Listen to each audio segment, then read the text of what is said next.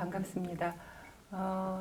이거 좀 불 좀 꺼주시겠어요? 제가 그림 몇 장 가지고 왔어요. 사실은 이 그 그림으로 철학 읽기를 제가 경향신문에 1년 동안 연재를 2011년에 했었어요. 그래서 그걸 사실은 책을 염두에 두고 만든 거기도 한데 오늘 신옥희 선생님 오신 게 너무너무 반가운 게요. 일단 제가 신옥희 선생님 문학철학 시간에 배운 실존주의 얘기도 조금 하긴 할 텐데, 자, 여기도 좀 바꿔주시겠어요? 자, 유명한 그림이죠. 고흐의 별이 빛나는 밤이라고 하는 그림인데요. 저 완전히 끄면 이 그림이 굉장히 살아나는데요. 다 한번 꺼보시겠어요?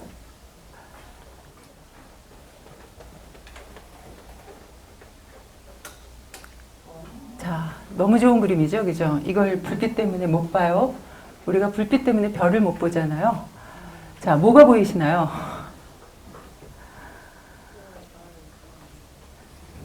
이 오르세 미술관에 있는 그림인데요.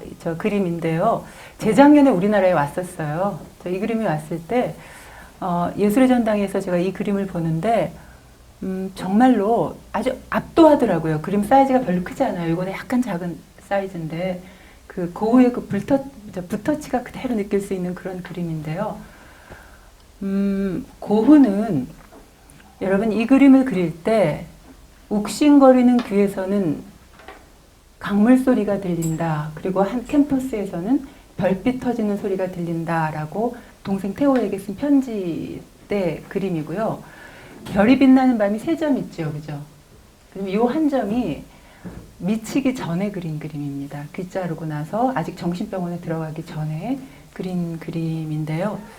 자, 고흐의 그림을 보시면은요. 지금 포인트가 안 된다고 하니까 요거 보이시나요? 고흐는 그 뭐 감자 먹는 사람들이나 이런 그림 빼고는 꼭 교회를 그렸어요. 그림 여러분 한번 잘 찾아보십시오. 어디나 교회가 있습니다. 자, 교회를 그린 건 어떤 의미일까요? 교회를 그린 건 어떤 의미일까요? 한번 상상해 보세요. 왜 고흐가 교회를 그렸을까? 그쵸. 참회, 예를 들면, 고흐의, 참회까지는 아닌 것 같고, 고흐의 그림에서는. 그러니까 고흐는 그림을 그리는 것이 구원이었던 것 같아요. 고흐 그림을 여러 점 보다 보면 이제 느끼는 것이 뭐냐면, 아, 이 사람은 그림을 그리지 않았으면 죽었겠구나. 그림 그리다가 죽었지만, 살기 위해서 그림을 그렸구나라고 하는, 왜 웃으세요? 살기 위해서 그림을 그렸겠구나 하는 느낌이 분명히 들어요. 그런데 이 그림을 그린 당시도 이 고갱하고 관계에서 고갱 떠나고 귀 잘라 보내고 욱신거리는 귀에서는 강물 소리가 들리고 캠퍼스에서는 별빛 터지는 소리가 들린다라고 하는 그 문장이 저는 그 고흐의 마음을 보여주는 아주 대표적인 문장이라고 개인적으로 생각을 하는데요. 이 그림을 보면서 노란색과 블루의 그 조화도 아름답지만 정말 별빛 터지는 소리를 들은 것 같지 않아요? 고흐가? 그쵸? 자, 별빛 터지는 소리를 어디서 들었다고요? 사실은 상처난 귀에서 들었다고요. 그러니까 번뇌가 별빛이라고 조지훈 시운이 얘기하는 것이 그게 우연이 아닌 것 같아요. 사실은 그 자기 번뇌를 가만히 들여다보면 거기서 별빛 터지는 소리를 들을 수 있을지도 몰라요. 그러니까 고흐 그림을 보면서 아니 그래 고흐는 그 멀쩡한 귀를 왜 잘랐대? 걔는 왜 멀쩡한 귀를 잘랐대? 이러면서 그 질문을 하는데 그 질문이 상대를 무시하기 위한 질문을 하는 사람은 이 상처난 귀에서 별빛 터지는 소리를 듣는 사람의 마음을 저는 평생 이해할 수 없을 거라고 생각하거든요.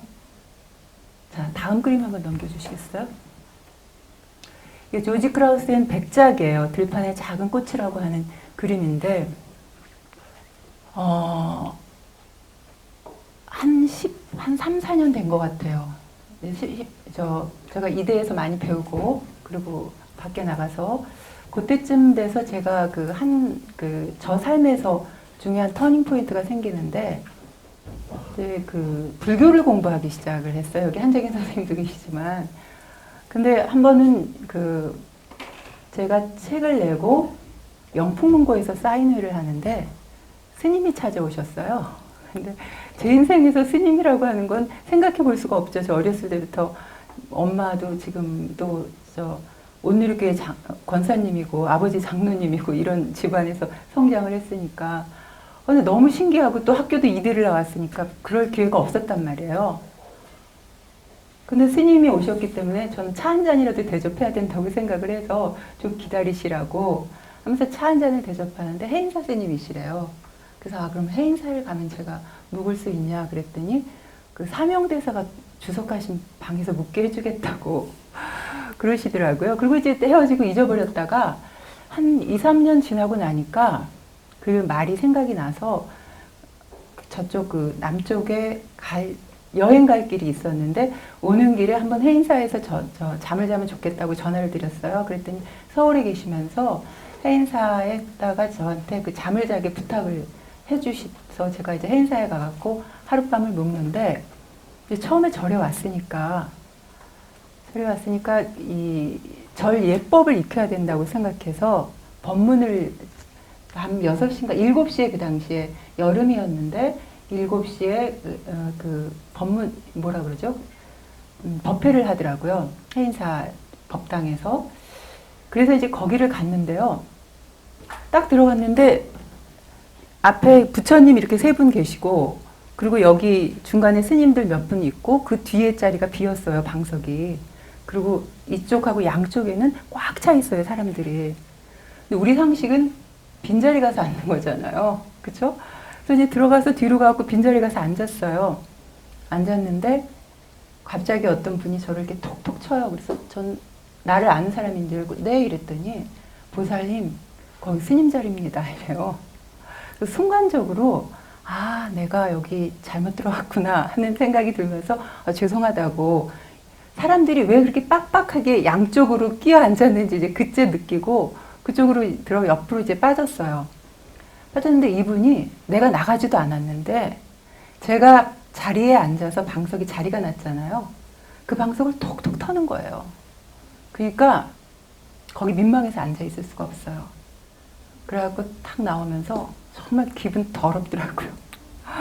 기분 더러운데 그 더러운 기분으로 제가 묵는 그 홍제암이라고 하는 암자로 가면 그 당시 제 성격에 짐 싸들고 옵니다. 그러면 이제 다시 그 스님도 볼 일도 없고 이렇게 되는 거죠. 그러니까 기분이 더러우니까 그 기분을 털어버리려고 제가 뭔가를 하더라고요, 몸이. 뭘 하느냐 하면 걷는 거예요. 그 가야산을 이렇게 걷는데 그 산책, 여름이니까 아직 해가 떨어지지 않고 걷는데 계속 걷는데 눈에 들어오는 게 있어요. 그 기분이 더러우니까 이 기분을 털기 위해서 몸이 뭔가를 하는 건데요. 그러니까 뭘 하나 봤더니 꽃을 보더라고요. 근데 달맞이 꽃이 이렇게 서서히 부풀어 오르는 게 보여요.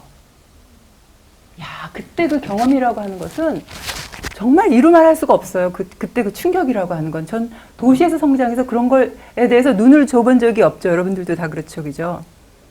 야, 이걸 보여주시려고 하나님이 나를 쫓아냈구나. 법당에서 이 법문을 듣게 하려고. 그리고 홍제암으로 들어왔는데 그 해인사 공간이 참 묘한 공간입니다. 그러니까 장소의 힘이라고 하는 게 분명히 있잖아요. 근데 저한테 그 홍제암의 방을 안내해 주신 분이 그런 얘기를 해요.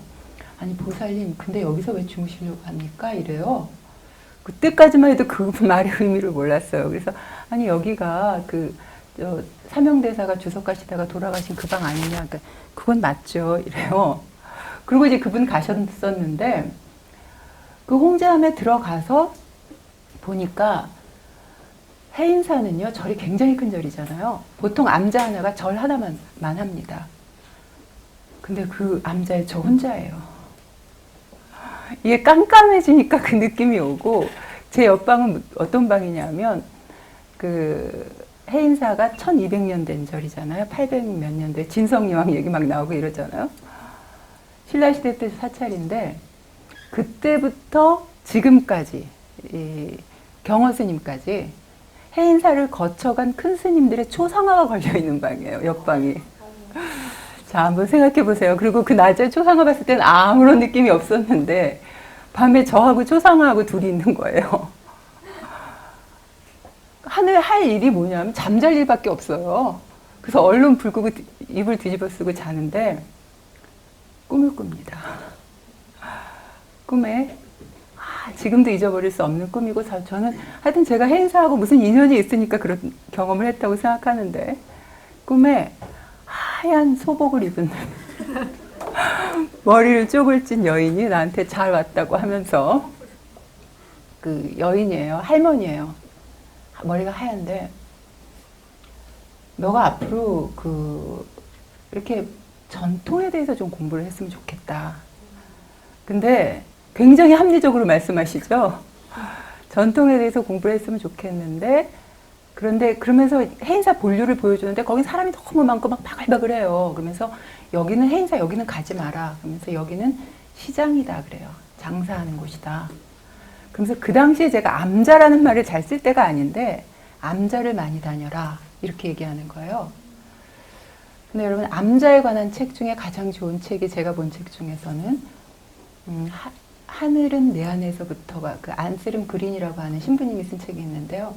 그게 그 나중에 그 암자가 서양 전통에서도 이 사막의 교부들이 고민했던 이 암자가 이거구나라는 생각이 들었어요.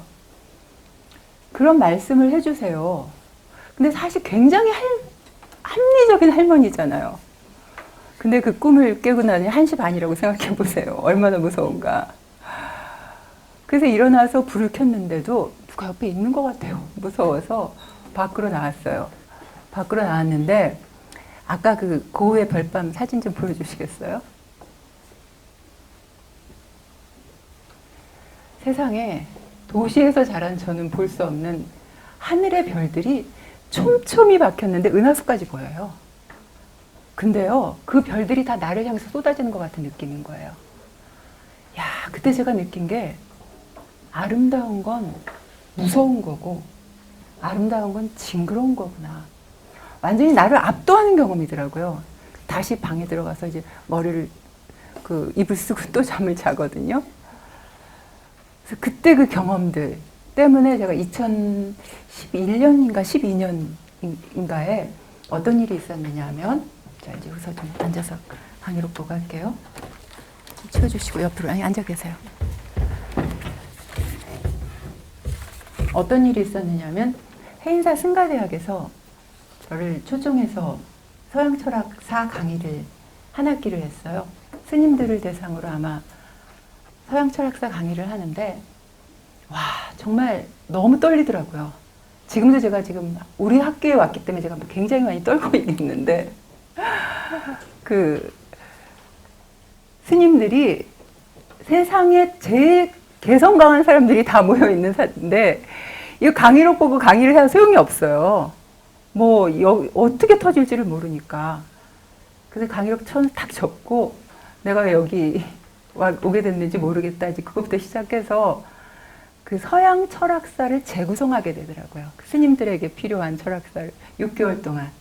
그리고 재밌었던 것이 그 스님들은요, 우리는 그 빨간 날 놀잖아요.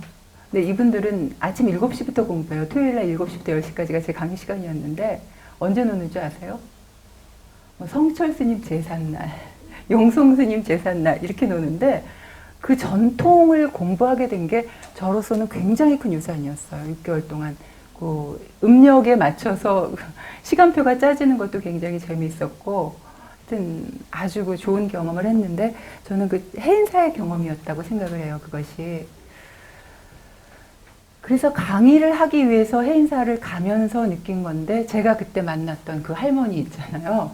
잊을 수 없는 그 할머니가 누군가 했더니 몰랐죠. 그 제가 잔 홍제암에 산신각이 있는데요. 그러고 나서 나중에 산신각을 가보니까 내가 꿈속에서 봤던 여인이 거기 그대로 있는 거예요. 근데 좀 더 젊었고 검정머리에. 그리고 그 산신각 이름이 뭐냐면 그 해인사는 가야산의 산신이 여신이더라고요.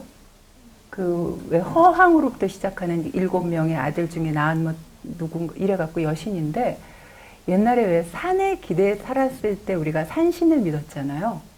근데 산신들 보면은 보통 할아버지 신들이 있는데, 그 할아버지 신들이 아닌 여신들이 있는 산들이 좀 있죠. 지리산이라든가 가야산이라든가. 그래서 산에 기대 살았을 때의 흔적이 이런 식의 산신으로 남아 있고, 해인사의 홍제암에 가보세요. 그 산신각에 가면 여신을 모시고 있는데, 이것이 불교와 샤머니즘이 아주 교묘하게 결합된 형태더라고요. 자, 제가 이 서문을 아주 장황하게 늘어놓은 이유가, 여러분 꽃이 팍 하고 열리는 거 본 적이 있으세요? 파란 별이 초롱초롱 떠오르는 거 본 적이 있으세요? 첩첩산중에서 만난 다람쥐하고 눈 맞춰 본 적이 있으세요? 사랑하는 이의 눈빛에 지나가는 신선한 떨림을 보시면서 여러분의 심장이 뛰는 걸 느껴보신 적이 있나요? 그쵸? 세상은 분명히 매일매일 변하는 주가에 온 신경이 곤두선 투자자의 시선으로 볼 수도 있어요. 그렇지만 꽃을 보고 별을 보는 내 마음속 소년, 소녀의 시선으로 볼 수도 있지 않나요? 고지가 바로 저긴데 예서말 수는 없다. 이렇게 목표지향적으로 볼 수도 있지만, 소중한 건 무엇이든 너에게 주마. 이미 준 것은 잊어버리고 못다 준 사랑만을 기억하리라 나의 사람아 하는 시인의 시선으로 볼 수도 있지 않나요? 그쵸? 어떤 시선으로 세상을 살아가든 삶은 참 정직한 것 같아요. 자기의 삶이라고 하는 건 그 누구도 책임져 주지 않고요. 그 누구도 책임져 주지 않는 자기만의 것이고, 또 그 삶 속에서 우리는 자기 고유한 인생을 살아가는 것 같은데, 제가 2년 전, 3년 전부터 그런 생각이 들기 시작하더라고요. 인간이라고 하는 게 등에 자기 이야기를 지고 나온 것 같아요.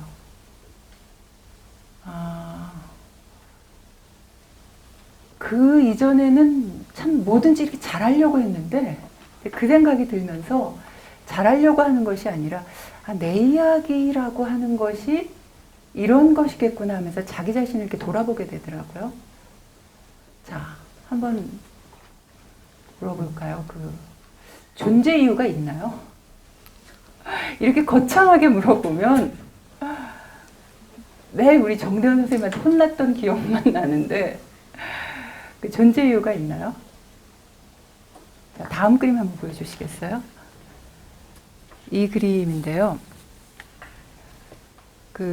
제가 문학철학 시간에 신학기 선생님 말씀을 참 잘 들었지만, 그 중에 가장 기억에 남는 게 까미 얘기하시면서 정말 생은 부조리하다라고, 존재에는 이유가 없다, 이런 얘기 하신 것이 기억이 나요. 근데 정말 존재에는 이유가 없나요? 이 모로의 오르페우스라고 하는 그림인데요. 제가 그림을 보는 맛을 처음으로 줬던 그림이죠. 이 모로 그림인 것 같아요. 그러니까 제가 워낙 관념적인 사람이라 관념적인 그림을 잘 그리는 좀 모로를 좋아하더라고요. 깨끗한 그림보다도. 근데 이 모로가 이 오르페우스라고 하는 그림은, 오르페우스 신화는 여러분 너무 유명하죠, 그죠? 유리디케를 사랑했죠. 음악의 신 오르페우스가 유리디케를 사랑해서 유리디케하고 결혼을 했어요. 근데 결혼을 하고 나서 행복하게 잘 살았는데, 갑자기 유리디케가, 뱀이 유리디케의 뒤꿈치를 물었죠. 죽었어요. 하데스로 가버렸잖아요. 유리디케가 없는 세상에는 살 수가 없다고 오르페우스가 아주 식음을 전폐하고 노래를 부르다가 결국에는 유리디케를 찾으러 가죠. 하데스로 가요. 죽은 자의 땅이기 때문에 산자가 갈 수가 없어요. 어떻게 가죠? 자, 네, 노래로 가죠. 그죠? 이 그림이 제가 20대 때 본 그림인데, 다시 요즘 기억이 난 게 재작년에 이 그림을 잘 봤던 게, 여러분 나가수 혹시 보셨어요? 나는 가수다? 그래서 임재범 씨가 노래를 부르는데 세상에 노래 세 곡으로 천하를 통일하더라고요. 너를 위해를 부르고 빈잔을 부르고 여러분을 부르고 싹 빠지죠. 빠질 수 있는 게 그 임재범 같아요. 근데 이 사람이 보면 상처 입은 표범이 내지르는 어떤 그 절규의 노래 아닌가요? 전형적으로 오르페우스죠, 그죠? 이 오르페우스의 찬가인데 그 오르페우스 느낌이 있으니까 그때 임재범 씨가 또 그러죠. 자기는 친구가 하나도 없다. 그 얘기를 듣는데 여러분 친구해주고 싶지 않으셨나요? 그쵸? 아주 간절한 것이 있고 그 간절한 것에서 상처난 남자가 하데스로 가겠다는데 하데스로 들어가기 위해서 강이 몇 개가 있어요? 강이 5개를 건너야죠. 그 중에 우리가 아는 강, 스틱스 강, 레테 강 이런 강들을 건너가는데 건너갈 때마다 필요한 것들이 있을 텐데 노래로 가죠. 그 간절함으로. 가서 페르세포네를 만나고 페르세포네를 만나서 페르세포네가 하는 얘기 있죠. 뒤돌아보지 마라. 너 뒤를 따라갈 테니. 그 간절한 노래에 감동해서 문을 열어주잖아요. 지옥문을 열어주면서 나가라. 그런데 어떤 일이 있어도 뒤돌아보지 마라. 뒤에서 고이고이 오르페우스가 따라갈 것이다. 어떠한 상황에서도 뒤돌아보지 않는다. 그런데 금기는 반드시 깨지죠. 그죠? 마지막에 뒤돌아보지 않을 수 없는 소리가 나죠. 이 유리디케가 올페우스 살려줘 하는 소리요. 그 순간 뒤를 돌아보게 되고 이 유리디케는 하데스로 빨려 들어가고 혼자 나와요. 자, 이제는 다시 지옥으로 갈 수 있는 에너지가 없죠. 탈 대로 다 탔기 때문에 완전히 사그라졌어요. 사그라졌는데 슬픔 그 자체가 돼서 자, 이 사람 얼굴 보세요. 이거는 그 올페우스가 지금 자기가 죽었는지도 모르는 얼굴 아닌가요? 저는 이래서 모로 그림이 좋아요. 아주 선정에 든 것 같은 얼굴이죠? 이 사람 지금 찢겨서 죽었는데 왜 찢겨 죽었나 하면은 이제는 하데스로 갈 수 있는 에너지는 없고 슬픔 그 자체가 된 사람이 슬픔의 노래를 부르니까 트리키아의 처녀들이 다 좋아하는 거예요. 이 사람을. 자기를 봐달라고. 근데 팬들이 일순간 다 돌변하죠. 왜냐하면 자기를 바라봐 주지 않으니까. 그래서 어떻게 돼요? 그래서 올페우스를 팬이었던 사람들이 돌을 던지고 찢어 죽이고 해서 찢어 죽었어요. 여기 보면 여기 강 보이시죠? 그죠? 조금 더 어두우면 훨씬 잘 보이는데 여기 거북이 2마리 보이시나요? 보이시나요? 이 모로가 그림을 그릴 때는 다 이유가 있는 그림들을 다 배치해 놓는 거죠. 좀 어둡게 한번 해보시겠어요? 이 그림? 올페우스의 표정 보이시죠? 그죠? 제가 아까 선정에 든 듯한 표정이다라고 하는 것이 뭔지 아시겠죠? 그죠? 그걸 저 강가에 떠다니던 올페우스의 목을 올페우스를 사랑했던 이름 모를 처녀가 들고 와서 올페우스가 연주했던 악기 위에 올려놓은 그림입니다. 굉장히 엽기적인 그림이죠. 굉장히 실존적인 그림 아닌가요? 저 발치에 거북이 2마리까지 거북이가 거북이가 저기 뭔지 아세요? 저것이 그 올페우스의 악기의 울림통을 만들었던 거북이 등입니다. 천년의 소리의 비밀이 저기에 있는 거죠. 그림 한 장에 다 있는데요. 자, 모로의 그림은 상당히 관념적이고 상당히 이야기가 많아요. 다음 그림 한번 보시겠어요? 이게 세잔의 그림이죠. 자, 다음 그림 한 장 보시겠어요? 자, 마티스의 그림인데요. 자, 다시 한번 처음 그림 모로 그림으로 좀 와주세요. 제가 들고 설명하면 훨씬 더 편한데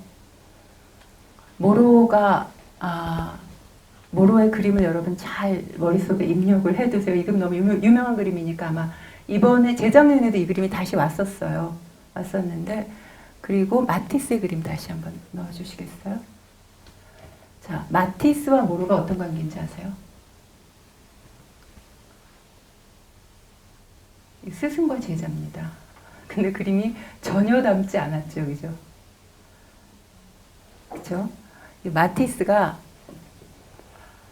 이 사람은 원래 그 그림 공부를 했던 사람이 아니에요. 마티스는 뭐 했던 사람이냐면 이 법률 사무소에서 일했던 사람이에요. 근데 일하고 있다가 그 당시에 맹장이 터져요. 20대에. 그래갖고 병원에 가는데 그 당시에 맹장은 1년 동안 휴양을 해야 됐던 병이래요. 1890년대인데 참 좋은 시절 아니에요? 맹장 터져갖고 1년 놀 수 있는 그런 시스템. 현대인들은 거의 막 일하는 기계죠. 그죠? 그런데 1년 동안 놀고 있으니까 엄마가 보기가 그랬던지 미술 도구를 사다 주는 거예요. 그림을 그리니까 재밌어요. 그래서 이 그림을 그리면서 얘가 이거 재밌다 하고 그걸 자기가 그린 습작들을 모로를 가져갑니다. 모로한테 가져가요. 모로가 그걸 보더니 야, 너는 회화를 단순화할 사명을 타고 태어났구나 이러면서 받아줘요. 그러면서 모로는 대학 교수였으니까 자기 학교에도 넣어주고 그리고 그 자기 화실에서 그림도 그리게 하는데 마티스의 이 그림을 보면 모로가 무슨 말을 했는지 분명히 들어오죠. 너는 회화를 단순화할 사명을 타고 태어났구나. 근데 그 말의 의미를 이 마티스가 몰라요. 처음에. 그 말의 의미를 모르는데 그 말의 의미를 품어요. 그 말을 품어요. 요게 화두죠. 그죠? 제가 대학 다닐 때 좋아했던 노래가 사랑했어요. 그땐 몰랐지만 내 마음 다 바쳐서 당신을 사랑했어요. 이 노래인데요. 참 그 노래를 김현식을 좋아하고 노래를 부르면서 아니 사랑하는데 왜 몰라요? 그게 이상했어요. 사랑했어요. 그땐 몰랐지만 내 마음 다 바쳐서 당신을 사랑했어요. 사랑하는데 어떻게 모를 수 있지? 그런데도 부르게 만드는 게 명곡이죠. 그죠? 그래서 이게 말이 안 된다고 버리게 되는 게 버려지는 거고 말이 안 되는데 품게 되는 게 이게 고전 속에 있잖아요. 언제나. 그리고 명곡 속에 있고 너는 회화를 단순할 사명을 타고 태어났어. 마티스 모로가 해준 그 말을 품는데 그게 언제 실현될지 이게 무슨 말인지 모르면서 품고 있는 거예요. 여러분 혹시 그런 말 있어요? 누가 여러분에게 이런 말을 해주는 스승이 있으면 세계적인 대가가 될 것 같은 그런 환상이 생기죠. 그죠? 그리고 모로가 3년 있다가 죽어요. 그리고 더 이상 모로와의 관계는 없고 그림에서는 사실은 모로와 마티스는 어떤 연관성도 찾을 수 있을 것 같지 않죠. 자, 죽고 나서 굉장히 어려운 시기를 보내는데 세잔 그림 좀 보여주시겠어요? 이 세잔의 수욕도죠. 자, 뭐가 보이시나요? 이 세잔의 그림과 마티스의 그림은 어떤 연관성이 있는 것 같지 않아요? 그죠? 연관성이 보이시나요? 자, 세잔 그림 보시면 그 세잔도 굉장히 재밌는 남자죠. 그 빅투아르 산을 20년 동안 그린 남자니까 한 산을 20년 동안이나 그린 남자니까 보통 내공이 아니고 보통 내성적이었던 것이 아니었던 것 같아요. 왜냐하면 자기가 사랑하는 여자가 있었는데 그리고 같이 동거까지 하고 아들까지 낳았는데 아버지한테 얘기를 안 해요. 왜냐하면 생활비 끊을까 봐. 그리고 결혼하겠다는 말도 못 해요. 반대할까 봐. 그럴 정도로 소심하고 그 인간관계가 다 안 되는 남자죠. 그런데 그 끊임없이 그림을 그리는 그 내공이 있는데 이 세잔의 그림을 보면 이 삼각형의 구도가 보이시나요? 아까 마티스 그림에서 원의 구도가 보이시나요? 라고 하는 건 물을 필요가 없죠. 꼭 제목도 원문데, 그죠? 이 삼각형의 구도가 보이시나요? 이것은 그 의도된 거죠. 그죠? 이렇게 나무가 서 있고 사람들이 다 이런 자세로 이렇게 있지는 않았을 거 아니에요. 시선은 아마 이 사람의 시선일 것 같은데 이 세잔의 그림을 보면 참 친숙하지 않아요? 뭐가 친숙한가요? 세잔이 풍경화를 그릴 때 있는 그대로 그린 게 아니죠. 있는 그대로 그린 것이 아니라 있는 그대로의 자연을 그린 것이 아니고 그리고 일단 원근법을 무시하지 않았나요? 예전에 내가 초등학교 때 그림을 그리면 선생님이 저한테 와서 꼭 하신 말씀이 꼭 하신 말씀이 아니라 한 번 그 그림, 그 말을 듣고 제가 기가 죽은 것이 있는데, 선을 그리니까 자연에는 선이 없어, 이렇게 야단을 맞은 거예요. 그러니까 소심하고 내성적인 애가 야단을 맞으니까 그 다음에는 이 어떤 표현을 하게 될지 내 표현을 하는 것이 아니고 선생님이 어떤 표현을 원하나 이 생각만 하더라고요. 그러니까 그림을 그리는데 흥미를 잃어버리죠. 그런데 다 선이 있죠, 그죠? 사람에게까지 선을 입히죠, 그죠? 세잔의 그림을 보면 이것이 나중에 알았어요. 입체를 평면화하는 기법이라고 하는 걸, 그죠? 자연적이지 않죠. 자연에는 선이 없다고 선생님이 저한테 야단치시면서 하셨던 말의 이유가 있는데, 대가는 그림을 그릴 때 있는 그대로 그리는 것이 아니라 내 직관에 따라서 그리고 싶은 것을 그리는 거고, 세잔은 색이 중요했던 사람이니까 이 세잔 그림을 보고 마티스가 아 저거구나 해서 전 재산을 털어서 그 그림을 삽니다. 그리고 평생 옆에 끼면서 그림을 보는데 이게 그런 그 매력이 있었나 봐요. 옆에 두고 보게 만드는 매력이라고 하는 거. 아, 있는 그대로 그릴 필요가 없어. 그러면서 스승이 자기에게 해줬던 그 말 있죠. 그 말이 무슨 말인지 확 알아요. 너는 회화를 단순화할 사명을 타고 태어났다는 그 말. 그러면서 마티스 그림이 나오는 것들이거든요. 자, 원모 보여주세요. 그림이 굉장히 단순하죠, 그죠? 푸른 하늘, 녹색의 대지, 춤추는 5명의 여인이에요, 다. 이 원무라고 하는 그림인데, 그렇죠? 이런 그림 있으면 참 편할 것 같다는 느낌 들지 않으세요? 자, 마티스가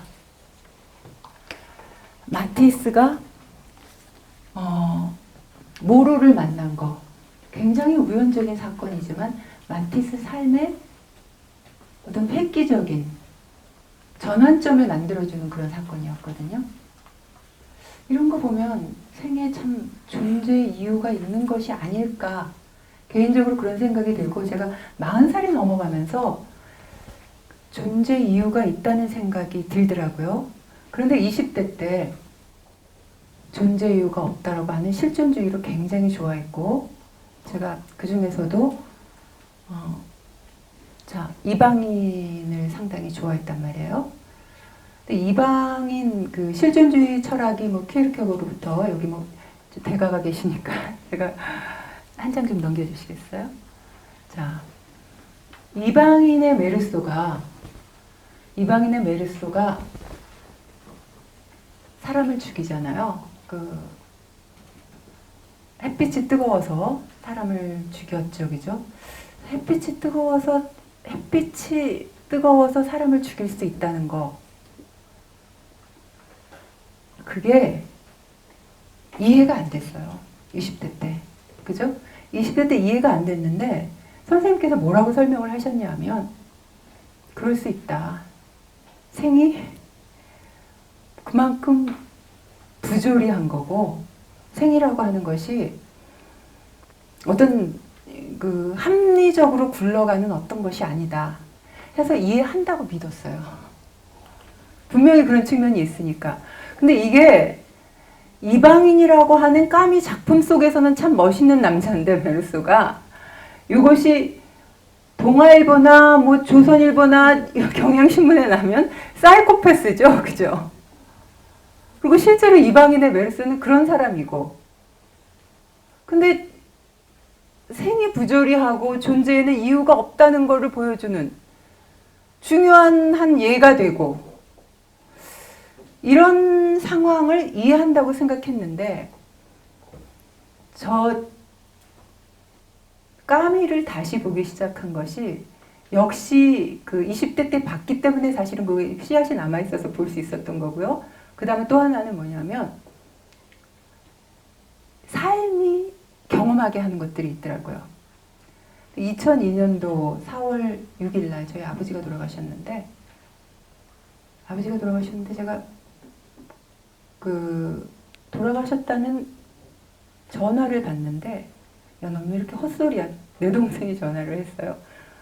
그 헛소리야 하는데 말은 그렇게 나가지만 헛소리가 아니라는 걸 몸이 알더라고요. 쫙, 이 왼팔이 전화 받는 팔이 다리 쫙 마비가 되더라고요. 이거 헛소리 아니야라고 하는 걸 알려주는 거예요. 그 장례식 내내 이 팔 주물렀어요. 저는 팔을 주물렀는데, 그러면서 어떤 사건이 있었느냐면 49제를 지내기까지 제가 딱 어둠만 내리면 무서워가지고요, 혼자 못 있어요. 누구라도 꼭 있어야 되고, 누가 없으면 누구네 집에 가서 꼭 잠을 자야 되고, 내 동생네 집에 주로 찾아갔는데 내 동생이 나한테 하는 소리가, 처음에는 얘도 이제 같이 슬퍼하느라고 그러더니 한 20일이 넘어가니까 이제 지겨워진 거예요. 뭐라고 하냐면, 언니 기분 나쁘다. 왜 아빠가 언니한테 공포냐? 그쵸? 그래요. 나는 너무 무서운데 내가 생각해봐도 이해가 안 돼요.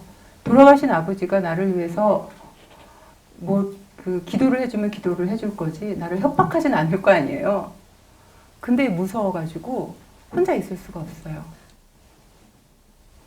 49제를 지내고 그날 밤에 또 저는 중요한 일이 있을 때마다 꿈을 꾸는데, 꿈에 아버지가 나타났는데 막 나한테 화를 내는 거예요. 그냥 내가 너 때문에 못 간다고. 그러면서 내 팔을 탁 치시고 가셔요.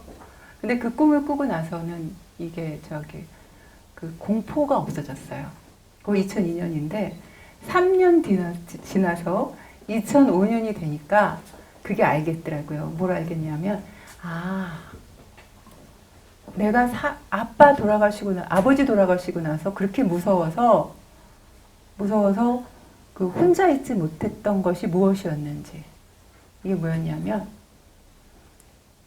그 당시에 죽음이 나에게는 공포였던 거예요.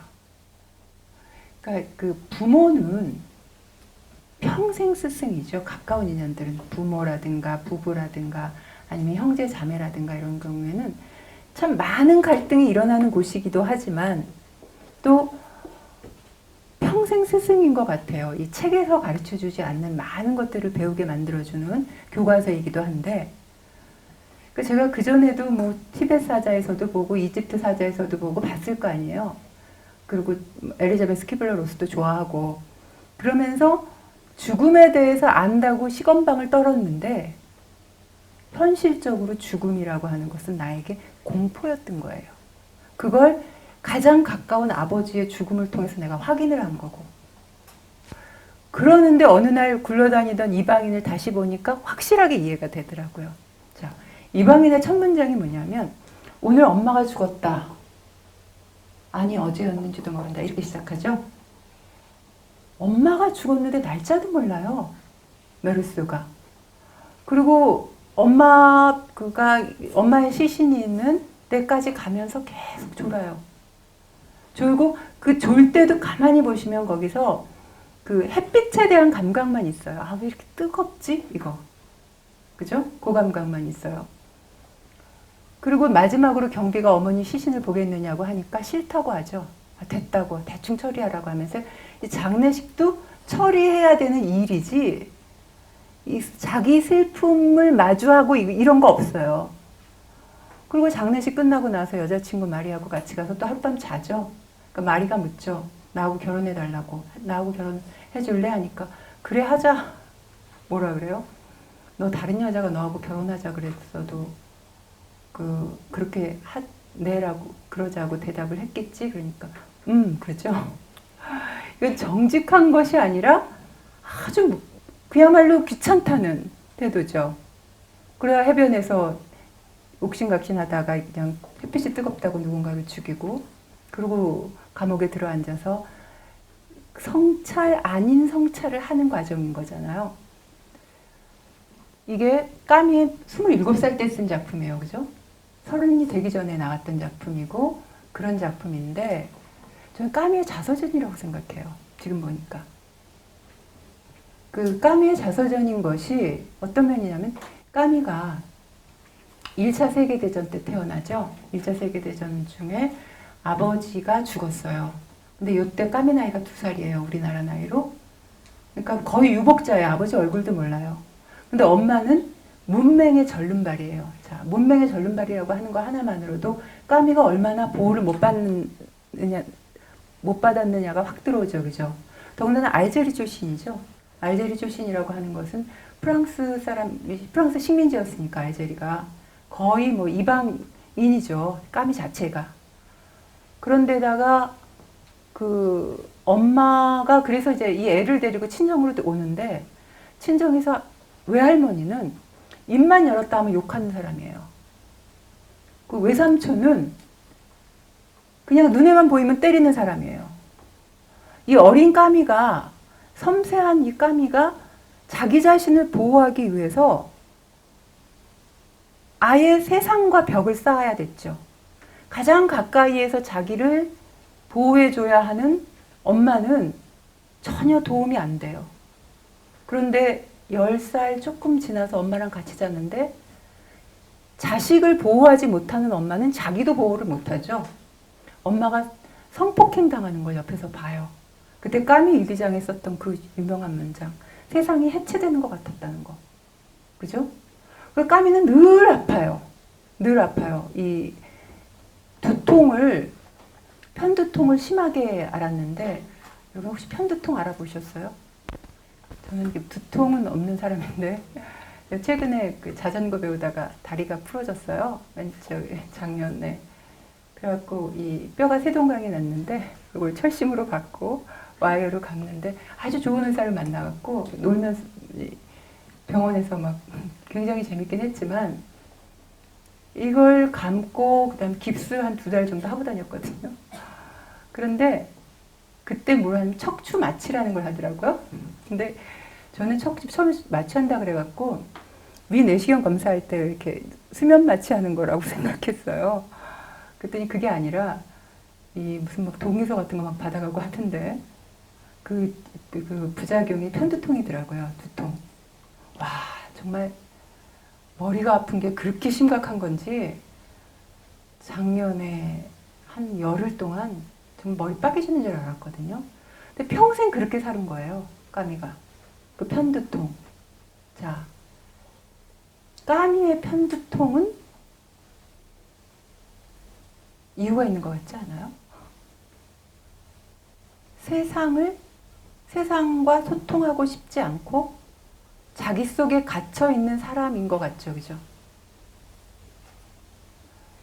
이방인을 보면 마지막에 그 감옥에서 까미가 언뜻 엄마가 했던 얘기들을 기억해내요. 그러면서 엄마의 사랑을 기억해내면서 난리 났죠. 이 햇빛이 뜨거워서 인간을 죽인 이놈에 대해서 여기저기서 하는데 아주 소란스러운데도 얘는 그렇게밖에 표현을 못하지만 사실은 그 마지막에 보면 궁극에서 햇빛과 관련된 그 어머니의 장례식장에서도 햇빛이 뜨겁다는 것만 인지가 되고 어머니를 마지막으로 만나러 가는 그 어머니 시신을 만나러 가는 상황에서도 뜨거운 햇빛만 인지되고 어머니가 햇빛이 어머니에서 대치된 거죠. 그죠? 일종의 대치란 말이에요. 이것이. 근데 그 상황에서 보면 이 까미 인생이 그대로 녹아 있는데 까미가 생은 부조리하다라고 하는 것으로 표현된 그 이면이 있는 것 같아요. 이 사람은 정말 삶이 해체되는 것 같은 그런 상황에서 살기 위해서 자기 감정과 감각을 마비시키고 감정과 감각을 마비시켜가지고 스스로가 견뎌야 되니까 정말 세상의 폭력으로부터 자기를 보호하면서 그 안에서 봤던 것은 궁극에서는 자기를 보호해주지 못했기 때문에 미워했던 그리고 무관심했던 자기하고 관계가 없었다고 생각했던 어머니의 사랑을 사실은 찾아내는 거거든요. 나중에. 그리고 사랑을 긍정할 수만 있다면 죽어도 되죠. 노노에 보면 왜 그런 얘기 나온다면서요. 아침에 도를 들으면 저녁에 죽어도 좋다는 그런 얘기. 궁극의 사랑을 알게 되면 죽어도 된다고 생각해요. 사실 우리가 감각과 감정이 이래저래 마비된 그런 세상 속에서 살고 있지 않나요? 너무나 그런 세상 속에서 우리가 살고 있지 않나요?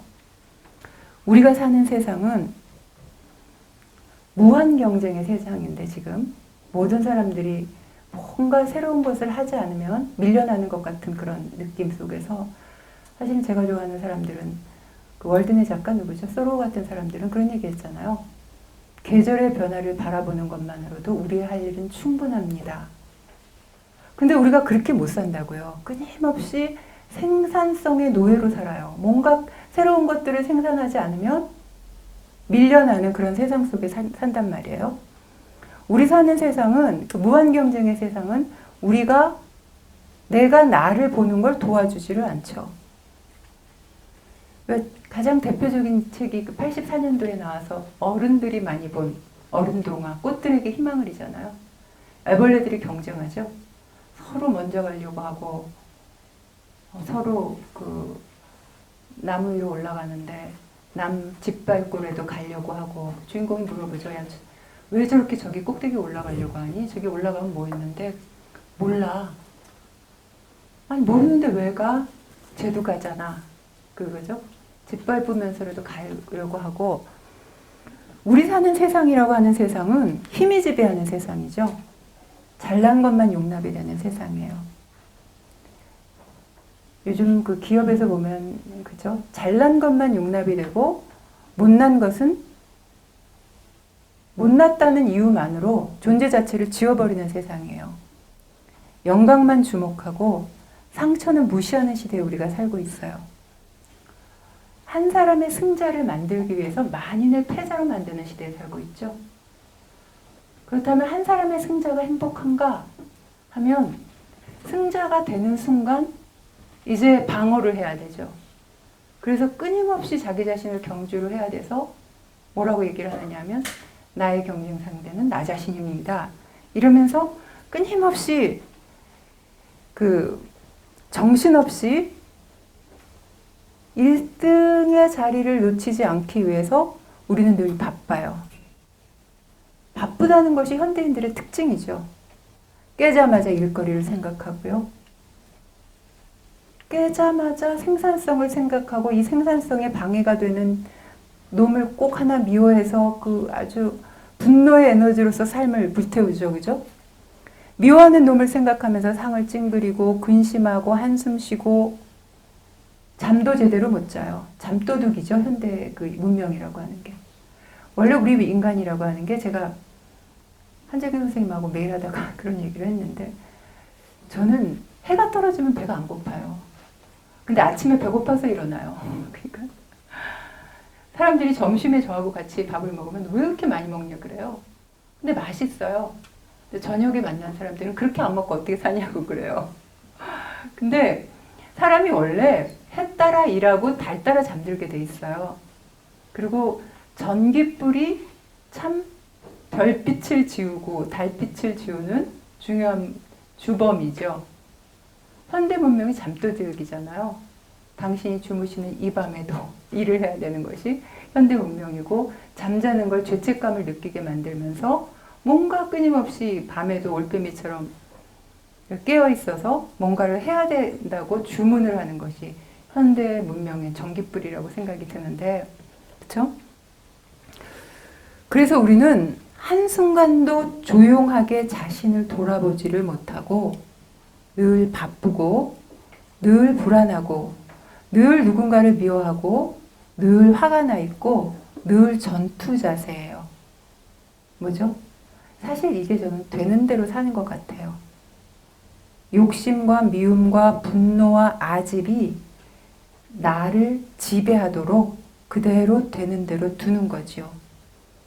그대로 둘 경우에 근데 어떻게 되겠어요? 그대로 둘 경우에는 더 정신없고 더 산란하고 더 여유가 없고, 그렇죠? 그래서 현대인에게 가장 필요한 것은 사실은 나는 더 이상의 정보의 양이 아닌 것 같아요. 이제는 정보의 양은 포화죠, 그죠? 누가 무슨 말 했고 누가 무슨 말 했고 아무리 네이버 치면 다 나와요. 이 현대인은 마음을 살피는 마음 공부가 필요한 것 같아요. 이게 생산성을 높이기 위해서 내가 마비시킨 감각, 내가 무시한 감정을 살피는 그런 공부가 필요하다고 생각해요.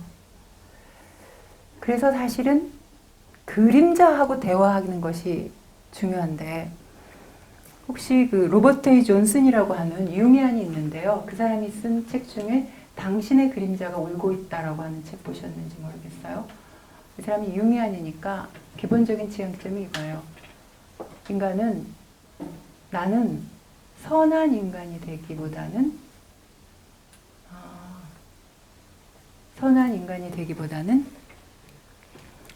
온전한 인간이 되고 싶다라는 건데, 온전한 인간, 선한 인간이 되기보다는 온전한 인간이 되고 싶다. 그 말 속에 들어있는 거지만, 온전한 인간이라는 건 그러면 선한 인간이 아니란 뜻이잖아요. 온전한 인간이라고 하는 건 선악을 통합한 인간이라는 뜻이죠. 제가 좋아하는 철학자가 니체인데, 니체 하면 여러분들 아는 가장 유명한 명제가 신은 죽었다잖아요.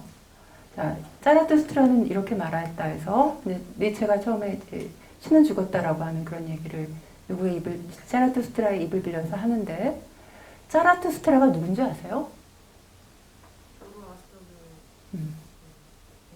그쵸. 조로아스터교에서 선신 아우라 마즈다를 섬기는 제사장이에요. 그죠? 그런데 제사장을 들어서 신은 죽었다는 말 하는 게 이상하잖아요. 이 작가가 장명을 하는 데는 다 이유가 있죠. 제가 파울로 코엘료를 좋아하는데, 파울로 코엘료의 그 마녀 보셨어요? 그 마녀에 보면 주인공이 누구죠? 그 아테나거든요. 자, 아테나라고 이름을 지은데 이유가 있을 거 아니에요. 아테나는 지혜의 여신이죠. 근데 지혜의 여신인데 아폴론과 다르죠. 아폴론이 지혜의 신이라고 했을 때 그 지혜와 아테나가 지혜의 여신일 때 지혜라는 느낌이 다르잖아요. 아테나는 상당히 저항적인 성격을 갖고 있죠. 전쟁의 신이기도 하니까. 그렇게 이름을 짓는 데는 이유가 있다고요. 그런데 니체가 자라투스트라라는 이름을 지었을 때는 신은 죽었다라고 하는 그 말이 신은 죽었다는 말이 아니겠죠. 기독교적인 의미의 신을 죽인 거죠. 그죠? 자, 기독교적인 의미의 신은 어떤 신인데요? 지금 조로아스터교의 신을, 제사장을 데려다가 기독교의 신을 죽이는 거잖아요.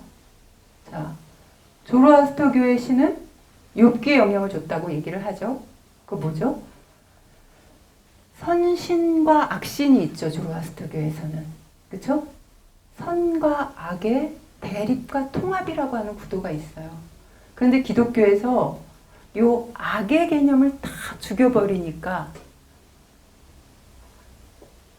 사실은 선한 신도 생명력이 없어지는 신이 돼버린 거죠. 선악이라고 하는 것이 서로 대립 개념이면서 그래서 통합할 수 있는 그런 개념인데, 사실은 악이 없으면 활력이 없어요. 선이 없으면 희망이 없지만 악이 없으면 활력이 없어요. 그렇지 않나요?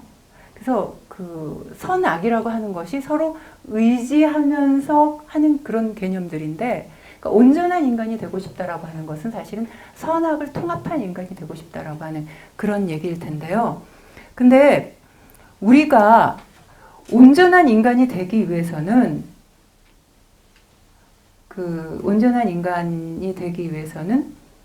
자기 그림자와 대화할 줄 아는 인간이 되어야 된다는 거죠. 그림자와 대화한다는 것이 뭐냐면요. 그 뭉크 그림 보여주시겠어요? 너무나 유명한 그림이죠. 자, 뭉크의 절규라고 하는 그림인데요. 이 그림이 나오게 된 배경 아시죠? 노르웨이의 어떤 바닷가래요. 자, 노르웨이의 바닷가에 뭉크가, 이게 뭉크 본인 자화상일 거고요.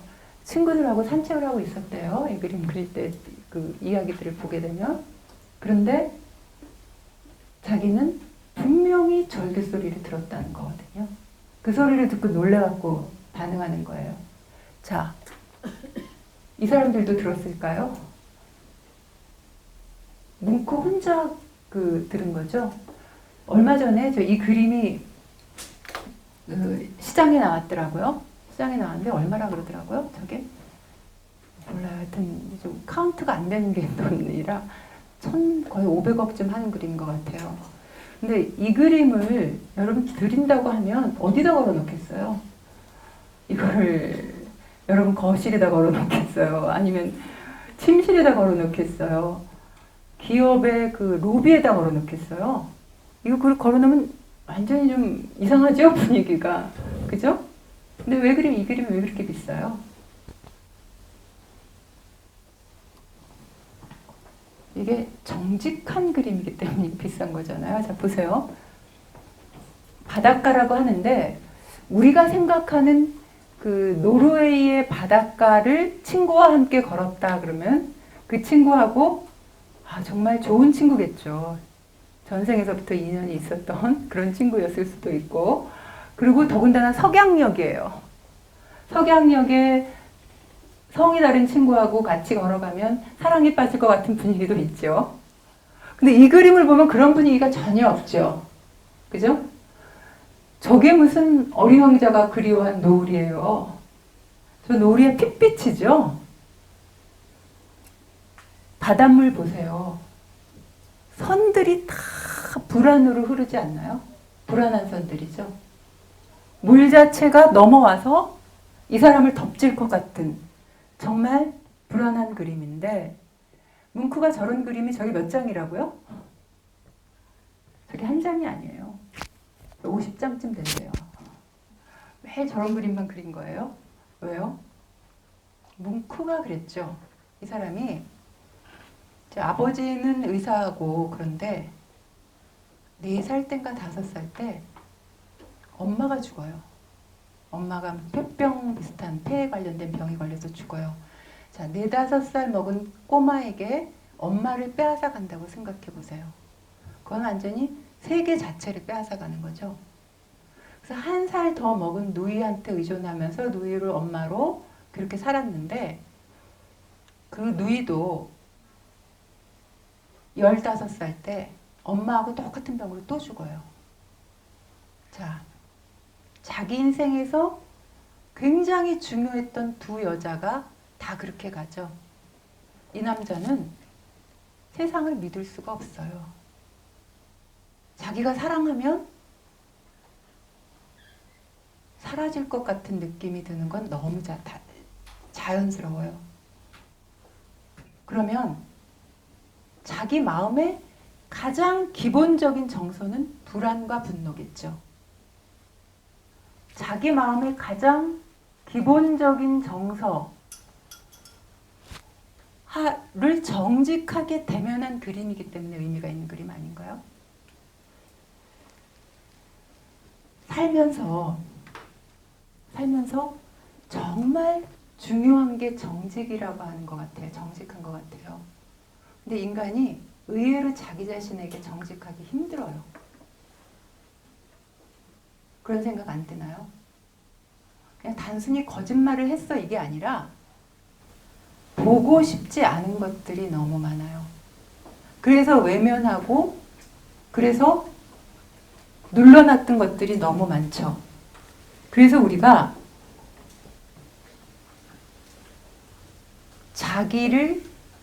자기가 제일 모르는 것 같아요. 내가 어떤 사람인지에 대해서. 그 상대방에게 얘기를 들을 필요가 있다는 게 아니고, 사실은 내가 듣고 싶어 하지 않은 얘기를 상대가 나한테 해주면 그거는 상대가 나를 공격한다고 느끼기 때문에 일방적으로 이 관계만 단절이 되지 이게 성찰로 이루어지지를 않아요. 고백과 폭로가 다르잖아요. 그렇죠?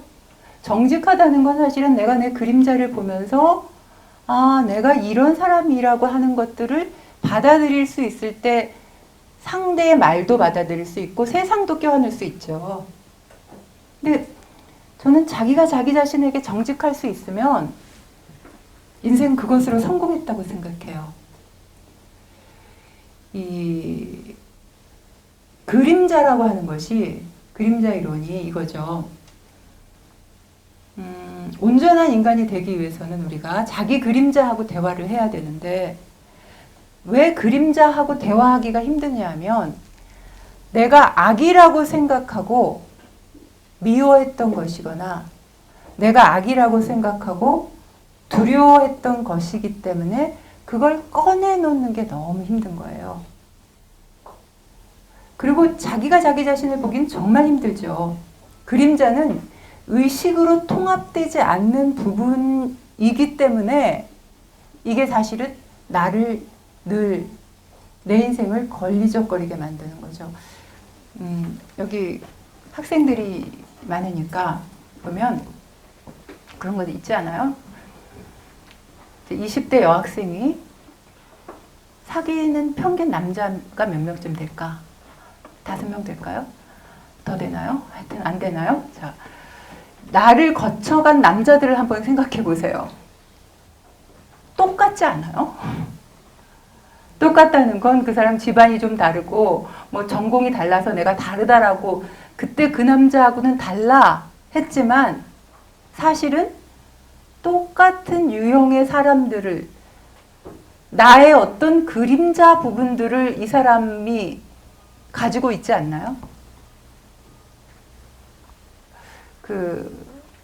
제가 정말 어떤 들은 얘기 중에 얼마나 기막힌 여학생 얘기가 있었냐면, 얘가 너무나 이렇게 1시간마다 전화하는 섬세한 남자하고 사랑에 빠져갖고 너무너무 좋아하더라고요. 그 남자가 전 여자한테 너무나 상처를 받았대요. 그래서, 아니, 전 여자가 어땠는데, 그 전 여자를 아주 이상한 여자를 만들어 놨어요. 근데 이 둘이 굉장히 가까워져갖고, 한 2달쯤 되고 나니까 이 여자가 전 여자를 이해하는 거죠. 왜 그 여자가 이렇게 도망을 갔는지. 그 마지막 사건이 뭐냐면, 2시간마다 한 번씩 꼬박꼬박 전화를 하다가, 하루는 이 친구가 노래방에서 친구랑 노느라고 놀고 있는데 이 남자가 찾아온 거예요. 연락 안 된다고. 안 놀래요? 너무 썰렁했나요? 그 집착. 그러고 나서 그 전 여자를 이해를 했죠. 자, 이 남자의 관점에서는 자기가 자기를 보기 전까지, 자기가 어떤 면에서 병이 들어있는지를 보기 전까지 늘 여자가 문제라고 생각하고, 여자가 헤어지자고 하면 왜 그러느냐고 야단치고 나서, 그러고 나서 여자를 바꾸는데, 그 여자는 이 남자의 집착을 견딜 수 있는 착한 여자들이죠, 소위. 착한 여자가 착하지 않아요. 그쵸? 착한 여자 대부분 무기력하잖아요. 그래갖고 남자가 하자는 대로 다 하잖아요. 그러니까 이게 보면 김연경이 쓴 그 책 있죠. 사랑을 선택하는 특별한 기준. 그 책의 핵심 그거 아니에요. 사랑을 선택하는 특별한 기준이 병적인 기준이라는 거. 내가 착한 여자면 그렇게 집요한 남자의 한테 걸려갖고 평생 매 맞고 또 살고. 그쵸? 그러니까 결국은 내가 만나는 사람이라고 하는 건 내 그림자의 어떤 부분인데, 내가 변하지 않는 한 그 사람이 변하지를 않는다는 거죠. 그래서 삶을 바꾸고 싶으면 자꾸 운명 탓하지 말고 내가 어떤 사람인지 나를 대면하는 게 이게 중요해요. 사회적으로 성공한 사람들 중에 얼마나 유아틱한 사람이 많은데요. 왜냐하면 성공이라고 하는 것 때문에 이 사람이 무슨 문제를 앓고 있는지가 드러나지 않아서 오히려 그 문제로부터 나오지 않는 사람들이 너무너무 많죠. 그런데 인생은 제가 처음에 등에 내 이야기를 지고 나오는 것 같다는 얘기를 했는데, 우리가 살면서 예전에는 스승과 제자도 1대1 관계잖아요. 거의 장인처럼 배우고 자기가 스승을 찾아가고 스승을 찾는 일이 부모를 만나는 일처럼 중요한 일이라고 생각하고 배웠죠. 그 공부를 했는데, 그러니까 그 인연을 찾아가는 것이 아까 그 마테이스가 모로 찾아가는 것처럼 굉장히 중요한 그 인연의 고리예요. 근데 현대인들은 그렇게 하지 않고 일대 다루 배우면서, 그러면서 거기에서 세상에 필요로 하는 인재가 되겠다고 사실은 늘 숙제하면서 살기 때문에 자기 이야기에 대해서는 굉장히 어린 사람들이 많아요. 내가 무슨 이야기를 품고 나왔는지. 그러면서 그게 사실은 어떻게 생각해 보면은 자기를 과소평가하는 거죠. 의외로. 자기를 과소평가해요.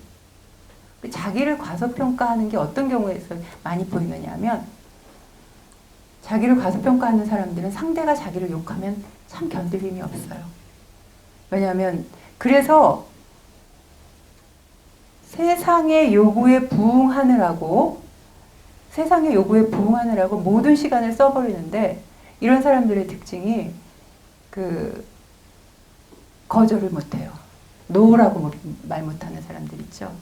그래서 쓰임새는 많지 모르지만 언제나 피곤하고 언제나 자기라고 하는 그 자존감이 박약한, 남이 나를 욕하는 걸 견디지 못하는 그런 속성들을 많이 갖게 되는 거죠.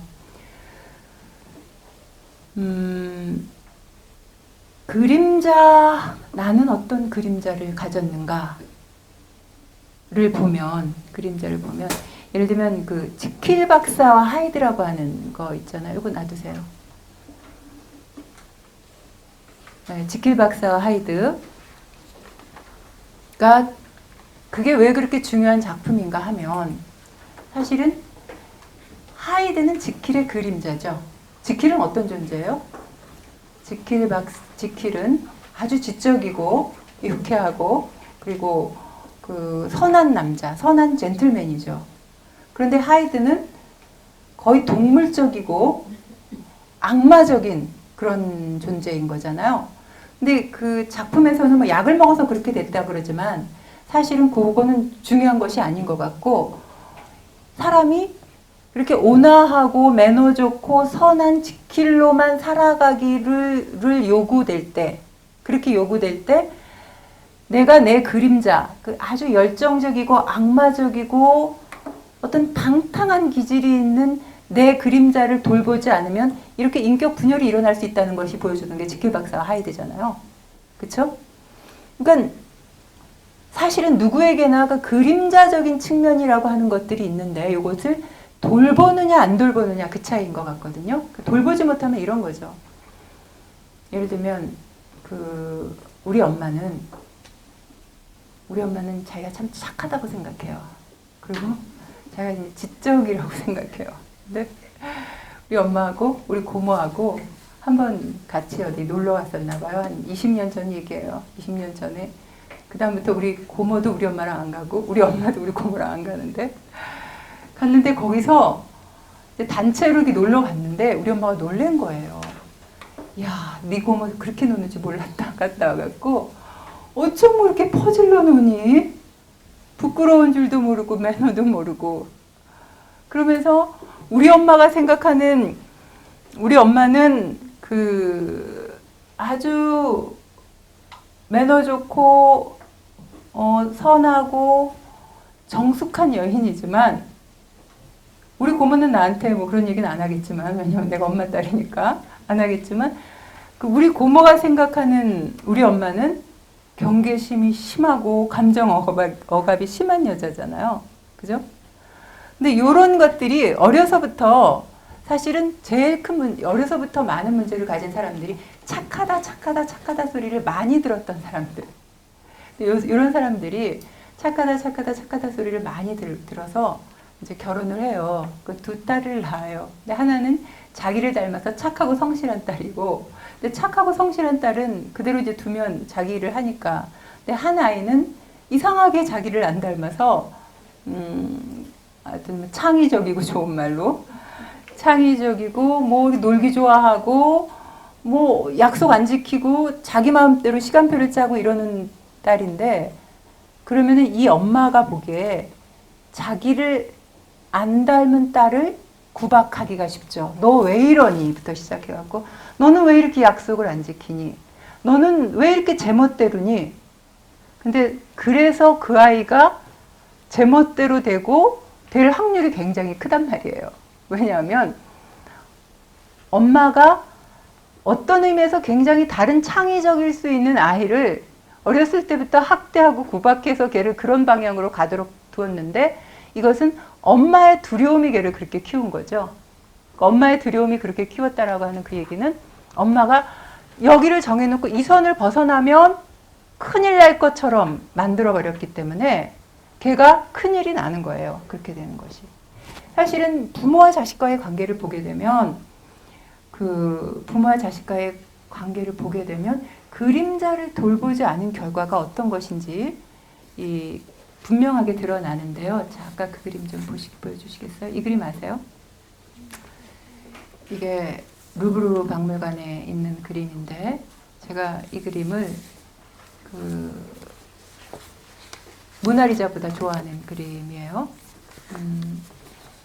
자, 제목이 막달라 마리아, 막달레나예요. 자, 어떤 그림이죠?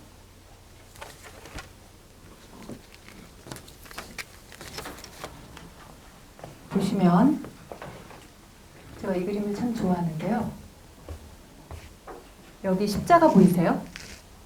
성경 보이세요? 예수가 죽은 후의 그림이에요. 예수가 죽은 후의 그림인데 이 여인의 막달라 마리아의 그 오른손이 해골 위에 올라와 있죠. 저 불 좀 한번 꺼주시겠어요? 네, 이 왼손을 대고 촛불을 응시하고 있는데 오른손으로는 요 해골 위에 오른손이 이렇게 얹어져 있는 그림이죠. 누구 해골일까요? 그거는 몰라요. 그죠? 하여튼 뭐 말하면 불경스러워요. 그런데 어쨌든 이 그림을 참 잘 보게 되더라고요. 그리고 굉장히 그림이 좋죠. 나는 이렇게 나만의 공간이 있어야 된다고 생각해요. 사람이. 근데 여자들은 나만의 공간을 갖기가 참 좋아요. 여러 가지 우리나라 상황 속에서는 남자들이 문제예요. 남자들이 결혼을 하면 자기 공간이 없어지지 않나요? 그러면서 그래서 그 사회적으로 돈 버는 기계로만 살다가 결국은 돈 버는 기계가 망가지면 이제 끝나는 거죠. 근데 이렇게 자기를 대면할 수 있는 공간 자체가 저는 있어야 된다고 생각하는데 여기서 보면 촛불이라고 하는 것이 모든 걸 이렇게 씻겨주는 거잖아요. 불이 정화의 의미가 있죠, 그죠? 근데 이 오른손이 해골 위에 올라가 있는데 해골 위에 올라가 있는 오른손이 상당히 평화롭죠. 돌돌돌 떨고 있는 게 아니죠. 원효보다도 평화롭지 않나요? 그쵸? 자, 살짝 팁을 드리면 요 배가 불러있죠? 그죠? 다빈치 코드가 생각나시나요? 자, 뭐 그건 상상하시고 해골은 이 여자의 미래겠죠. 나의 미래예요. 그리고 나는 해골의 전생이죠. 어떻게 보면 인간이 사실 누구나 죽는데 죽음에 대해서 자유로울 수 있으면 궁극에서 자기 성찰하는 것 자체는 그나마 어렵지 않은 것 같아요. 어렵지 않은 것 같은데 어쨌든 라투르가 어떤 화가인지는 모르겠는데요. 루브르 박물관에 저 그림 앞에서 그림도 예쁘고 많이 서 있게 되는 그런 그림이 저는 이 막달레나 그림이고 제가 제일 좋아하는 그림입니다. 자기 그 촛불에 마음을 씻는 것 같은 그런 느낌인데 그림자를 대면할 수 있는 저 에너지가 생기는 것 같아요. 근데 그러기 위해서는 이제 불 켜도 돼요.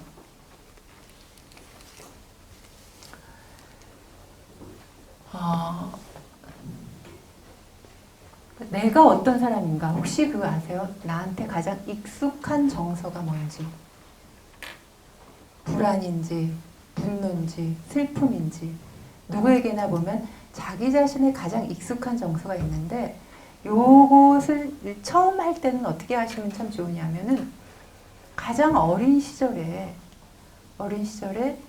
그 반대편 부모, 그러니까 딸일 경우에는 아버지하고 관련된 일들 중에 생각나는 일들 있죠. 강력하게 떠오르는 그런 기억들을 생각해 보면 나를 형성한 정서의 것이 어떤 게 나오는지를 알 수가 있어요. 그러니까 여러분들이 이제 많이 아시는 분들 중에 보면, 그 이효령 선생님과 그 딸 이민아 목사님. 저는 이민아 목사님이 왜 그런 선택을 했는지 좀 알 것 같아요. 근데 지난번에 이효령 선생님하고 잠깐 뵀는데, KBS에서 3부작 라디오를 제가 대담을 했거든요. 근데 그 자기 딸에 대해서 아주 어렵게 말씀을 꺼내시더라고요. 그러면서 자기 딸이 자기를 어떤 종교적인 세계로 인도했다는 얘기를 하시는데, 그걸 보면서 야, 정말 모든 아버지는 심학규구나 생각이 들었어요. 딸에 의해서 새로운 세계를 봐요, 아버지들은. 그리고 모든 딸은 심청이 같은 그런 것이 있죠. 아버지 때문에 어디로 인도되느냐 하면 임당수 바닷가로 인도되는 거죠. 그래서 바닷물에 빠져요. 빠져서 무엇이 끝까지 가서 거기에서 연꽃으로 피어오르는 사람이 있고 빠져 죽는 사람이 있어요. 그렇지 않나요? 근데 이민아 목사님이 기억하는 그 아버지 이효령은 멋진 남자가 아니죠. 아버지를 너무 좋아했는데 늘 배가 고파서 집에 돌아가시는 아버지는 이 딸이 아빠 하고 달려들면 아유, 야, 밥 좀 먹고 이러면서 딸을 밀어냈던 일이 제일 많았대잖아요. 그러면서 나는 정말 좋은 아버지가 되지 못했다고. 그렇게 애가 와서 놀자고 하면 늘 일하느라고 애를 뒷전으로 밀어놨다고. 근데 그 아버지, 그래서 늘 아버지한테 밀려난 이 딸은 사랑받기 위해서는 뭔가 해야 된다고 생각했을 가능성이 되게 커요. 이런 딸들의 특징이 절대적인 사랑을 갈구하고요. 그리고 절대적인 사랑에 도달하기 위해서 그냥 마음 턱 놓고 있는 게 아니라 그렇게 애를 써요. 그래서 별 볼 일 없는 사람 만나갖고도 깨지를 못하고 깨질 때 엄청나게 상처나고 이러면서 거기에서부터 헤어나오는 게 너무너무 힘든 것이 그 어렸을 때 아버지와의 관계 속에서 형성되는 거란 말이에요. 그래서 혹시 여러분들이 가지는 그 최초의 기억 속에 무엇이 들어있는지 한번 보세요. 어머니하고 관련된 그 최초의 기억, 이야기 놀이 하는 거 참 재밌어요. 근데 그 이야기 놀이 할 때는 이 이야기들이 편하게 나와야 되니까 처음에는 같은 부모를 가진 자매끼리 혹은 남매끼리 형제들끼리 이걸 해보면 재밌는 게요. 엄마 아빠가 달라요. 우리 동일한 엄마 아빠 밑에서 태어났잖아요. 근데 내 동생이 생각하는 엄마와 내가 생각하는 엄마가 다르고 내가 생각하는 아버지와 내 동생이 생각하는 아버지가 달라요. 그래서 야, 너하고 나하고 다른 데서 성장했니? 라는 얘기가 꼭 나오는데 그게 뭐냐면 다른 결에 반응하는 거거든요. 그죠? 부모의 다른 결에 반응하는데 그것이 자기의 근본적인 사실은 정서를 결정하는 것이 있어요. 한번 생각해 보세요. 그러면 그래서 내 최초의 기억이라고 하는 것이 어떤 무늬를 가졌는지 그리고 내가 생각하는 아버지가 어떤 사람이었는지 아버지를 무서워했던 사람은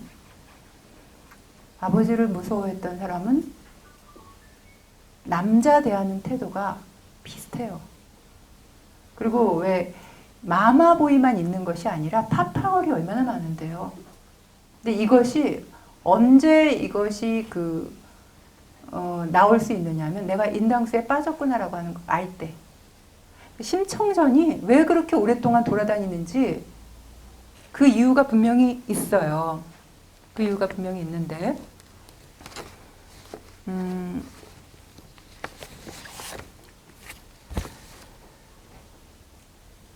우리가 사람들이 이제 물어보죠. Are you happy? 라고 물어봤을 때 제가 이렇게 물어보면 그래 나 행복하다 라고 당장 답이 나오나요? 그래 나 행복해 너 어쩔래 이거 말고 아니 네가 왜 나의 행복에 대해서 궁금한데 이거 말고 Are you happy? 그랬을 때 I'm happy 라고 대답을 못하는 사람은 왜 대답을 못하는지 한번 적어보세요. 그러면 여러분 북한의 김정은 때문에 해피하지 않은 게 아니에요. 여러분이 지금 지진 때문에 해피하지 않은 게 아니죠. 대부분 가장 가까운 사람과의 관계 속에서 상처가 있는데 그것 때문에 내가 행복하지 않다고 생각을 하는데 그래서 왜 행복하지 않은지 적어보라고 하면 못 적어요. 왜요? 죄책감 때문에 못 적어요. 왜냐하면 미워서는 안 된다는 걸 배웠거든요. 우리는 너무나 많은 그 규범들 속에서 근데 그걸 적어보면 그러니까 태워버린다고 생각하고 적어봐야죠. 솔직하게. 그러면 거기에 내 그림자가 있어요. 이게 책임을 전가하라는 것이 아니라 가까운 사람에게 책임을 전가하라는 것이 아니라 그 속에 내가 있어요. 여러 작업은 이제 시간상 어려우니까 그 어린 시절 상처가 나에게 말한다라고 하는 울리케 다음에 그 책이 있는데요.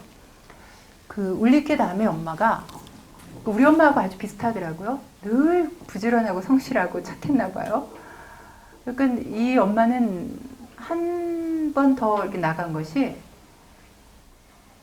늘 빨리 해라, 좀 더 해라, 공부 좀 더 해라 이런 식이었었나 봐요. 근데 이 울리케담은 자기하고 엄마하고 굉장히 다른 인생을 산다고 생각했대요. 왜냐하면 자기 엄마는 자기 이름으로 살질 않고 울리케담은 자기는 자기 이름으로 살고 근데 자기 엄마는 자기 이름으로 그리고 자기 엄마는 집안일만 했고 자기는 집안일에서부터는 놓여놨고 사회적인 일을 했기 때문에 굉장히 다른 삶을 산다고 생각을 했는데 40대가 딱 되니까 이 사람이 아파요. 몇 년 동안. 아프면서 딱 생각한 게 어머 내가 엄마잖아 라는 거예요.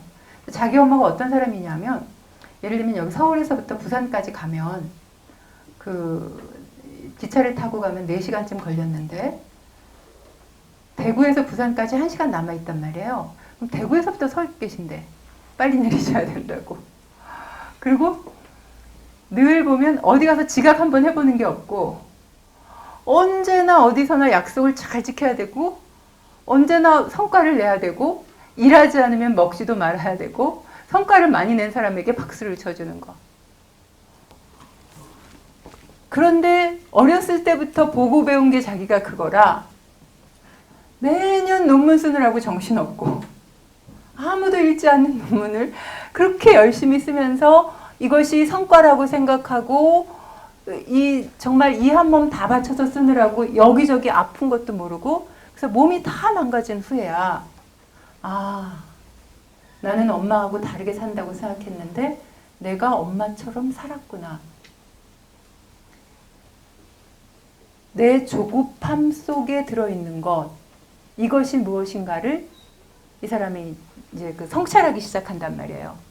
그죠?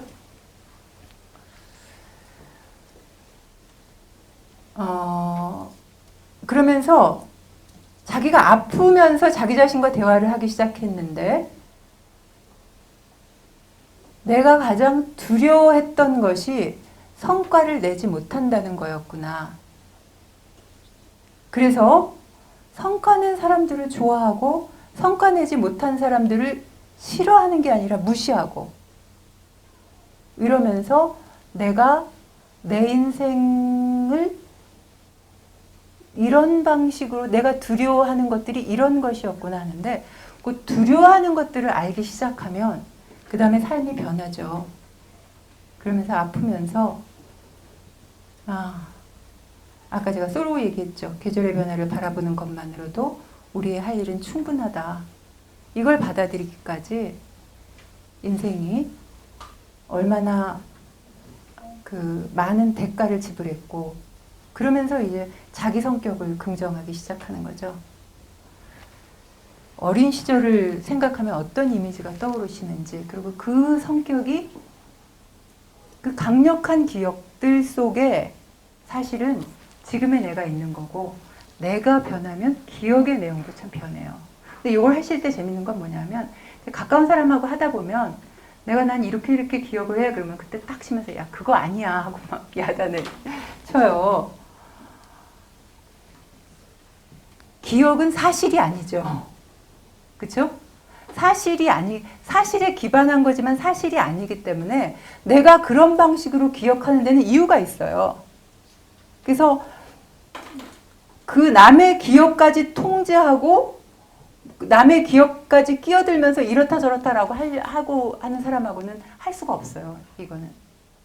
그 얘기를 그래서 그대로 들어주고, 이걸 처음에 하다 보면은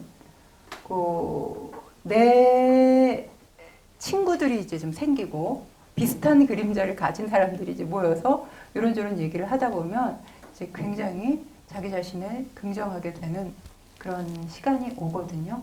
네, 여러분 한번 해보시기 바랍니다. 강의는 여기까지 하고요. 질문 받겠습니다.